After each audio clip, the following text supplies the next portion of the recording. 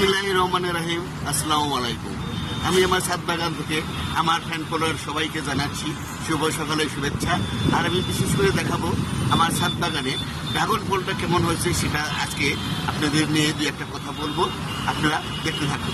এটাই হচ্ছে আমার ছাদ বাগানে লাগানো যে ড্রাগন, সেই ড্রাগন ফলটা। এই ফলটাই আমি আপনাদের দেখানোর কথা বলছি।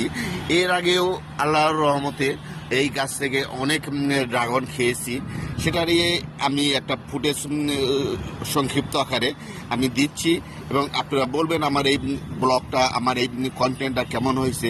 আর এরপরেও আমার এই ছাদ বাগানে আরও অনেক সবজি আছে, সেগুলো আমি আপনাদের কেটে কেটে দেখাবো এবং আপনারা বলবেন। আর আমার এই ছাদ বাগানে প্রচুর পরিমাণে মনে করেন সবজি হয়েছে, সেই সবজিগুলো আপনাদের একে একে দেখাচ্ছি। সবজিগুলো খুব সুন্দর।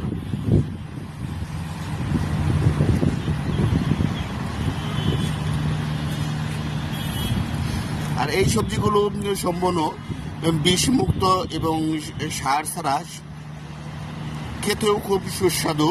আর সবাই মোটামুটি বিষমুক্ত শাকসবজিগুলোই খেতে পছন্দ করে। আর এটা হচ্ছে ছাদ বাগান, আমার ছাদ বাগানে যে পেয়ারা বাগানটা, সেই পেয়ারা বাগান।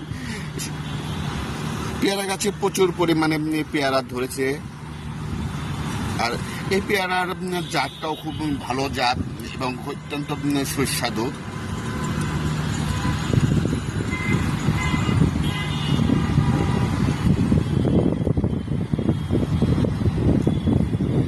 প্রচুর পরিমাণে পেয়ারা আছে, সেটা দেখাচ্ছি।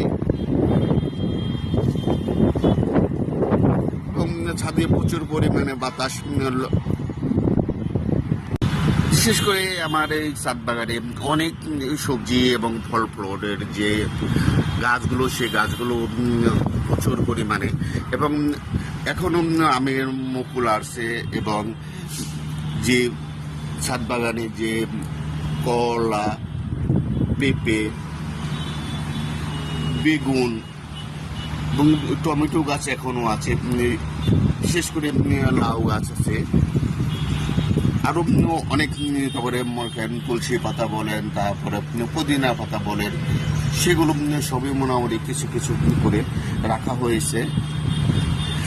আর আমার এখানে কিন্তু আখের গাছ আছে, যেমন আখ। আর একটু আমি বিশেষ করে দেখাচ্ছি। এটা